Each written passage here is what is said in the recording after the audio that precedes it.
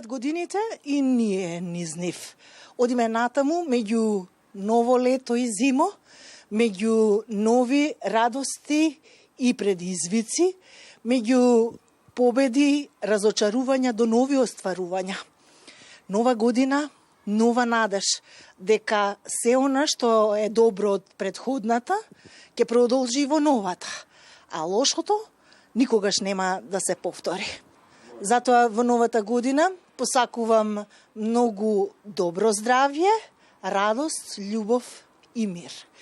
Еве не во првата утринска дружба за годинава. Со кого ќе видите за кратко.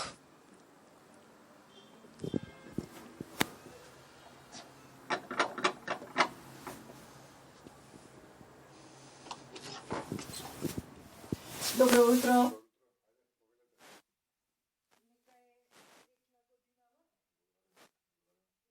И среќна и берикетна. Благодарам и на вас и на вашите гледачи. Исто така среќна нова година, здравје, среќа и успеси. Нова година, нов почеток.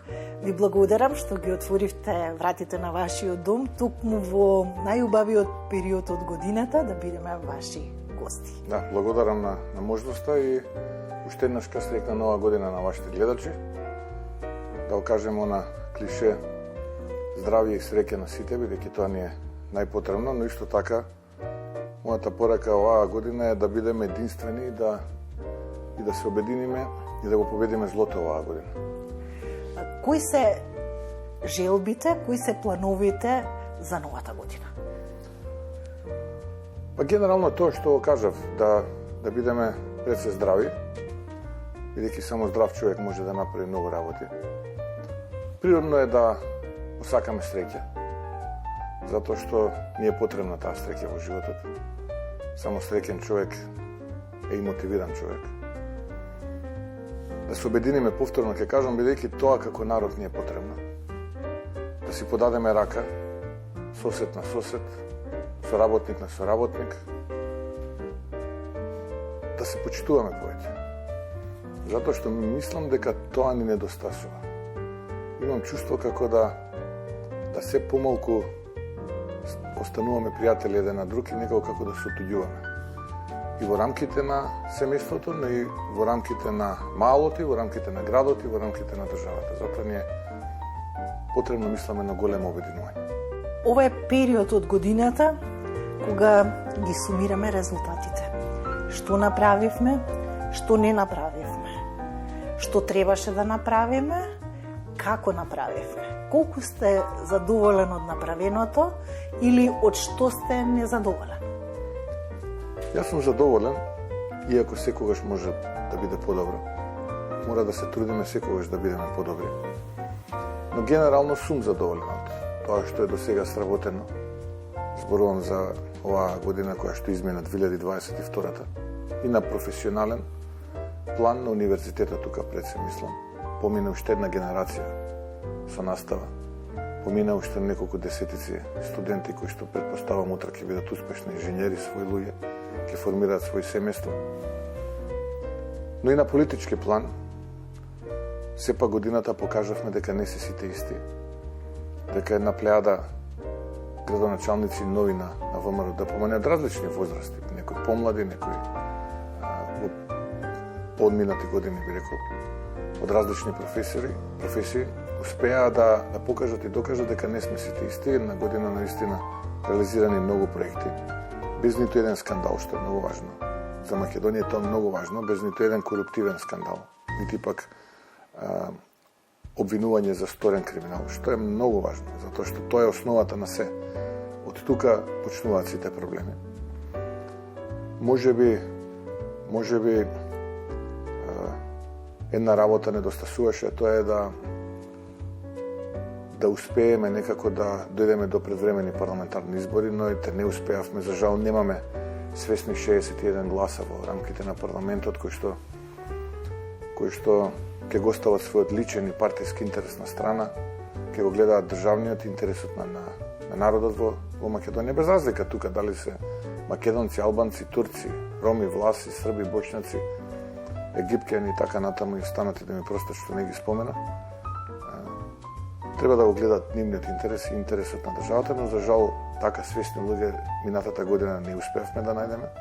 61, се надевам дека оваа година ќе успееме да дојдеме до тие 61 кои што ќе го распуштат овој парламент и наместо избран од неколкумина премиер ќе имаат влада и премиер кои што ќе биде избран од народот. Тоест ќе имаат премиер и влада кои што ќе бидат народни. И ќе сториме се што е во наша моќ тоа да го направиме.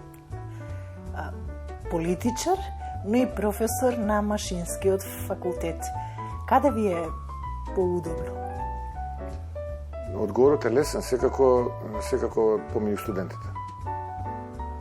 Секако помеѓу студентите, изминативе од помлад асистент, бидејќи тогаш така ние напредувавме од помлад асистент, па асистент и така натаму, па доцент, па вореден, па сега еве и редовен професор, сега некако поинаку со некои реформи кои што се случија во меѓувреме во високото образование. Веќе 20 на години се направија како сум таму. И тоа е убава работа, тоа е работа која што исполнуваме, прави среќен, бидејќи образувате млади луѓе. Дел од тие луѓе во вас гледаат идол. Дел од тие луѓе може ќе ви се налутат.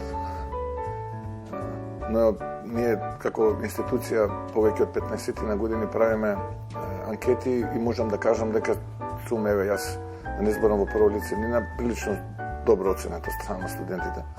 Така што бројот што ми се налутени многу помало од овие кои што имаат позитивен впечаток. И кога ќе го пренесете тоа знаење, знаете дека правите нешто убаво. Бидејќи тие луѓе од тоа знаење утре ќе ги хранат своите семејства. Најголемиот дел од нив, претпоставувам, некои со друго ќе се занимаваат во животот, но најголемиот дел од нив, тоа знаење што вие го пренесувате, ќе го искористат и ќе хранат своите семејства. Жесток критичар од говорницата, но каков е Христијан Мицкоски како супруг, како татко? Се надевам дека и сопругата и двата сина се задоволни од тоа како јас сум поставен во домот и со нив. Иако морам да признам дека обврските не ми дозволуваат премногу време да им посветувам, што е еден голем недостаток. Но како семејство, јас стално тоа им го кажувам и на Антони и на Јован, имаме можност да бидеме дел од историјата. И тоа треба така да го гледате. Поминале милиони македонски семејства и ја немале оваа чест да бидат дел од македонската историја. И за тоа треба жртва. За жал, вие, кога им се обраќам на Антони и на Јован, не можевте да бирате. Може би јас можев да бирам, но мислам дека не направив погрешен избори, сепак мислам дека ќе бидеме дел од таа историја, затоа што и тие еден ден ќе бидат родители и тие нивни деца ќе бидат еден ден родители и кога ќе не нема на овој свет и мене и нив, ќе поминат и ќе остават едно цвеќе таму и ќе речат, овој ви беше дедо. Дали тоа ќе биде по позитивен или по негативен впечаток, да оставиме историјата да суди, бидејќи времето дава најголем одговор на сите дилеми. Евене во предвечерието на највеселите и најрадосните празници, како семејството Мицкоски се подготвува за нив? Па ние традиционално за бадниковата вечер ја поминуваме кај моите родители. Мајка Милица и татко ми Иван, таму одиме со сопругата, со двата сина, тоа е ден кога се постна трпеза, нели? И таму правиме едно заедничко кршење на погачата, практично. За погачата се задолжени сопругата и мајка ми. А за кршењето, самиот чин на кршење, татко ми, како ете, што би се рекло, глава столб на семејството Мицкоски. И другиот ден, пак утрото на Божик, одиме традиционално во соборниот храм, каде што присуствуваме на утринската литургија и утринската литургија завршуваме со погачата која што ја отпејува практично свештено лице. И потоа повторно на ручек кај моите родители. И така, отприлика ги поминуваме тие два големи православни христијански празници, наистина свечени моменти за нас и за целото семејство. И бидејќи ова е период на мечтање, на сонување, на подарување, што би сакале да добиете за подарок? Материјалните нешта никогаш не ми исполнувале и така и ги воспитувам и Антони и Јован, дека тоа не е важно. И мислам дека се повеќе луѓето се вртат кон ова за кое што зборувам, а тоа е почитувањето. Ако се почитуваме како народ, можеме да успееме или да бидеме сите како едно. Ако не се почитуваме и ако дозволиме злобата во нашите срца да преовлада, тогаш, за жал, ќе исчезнеме и како народ, но и како држава. Затоа многу е важно секој од нас да е свесен дека мора да се почитуваме. Само така можеме да успееме и да имаме убава и успешна иднина. И потоа ќе си дојде и материјалното, за оние за кое што тоа е важно, духовното, за оние за кое што тоа е важно.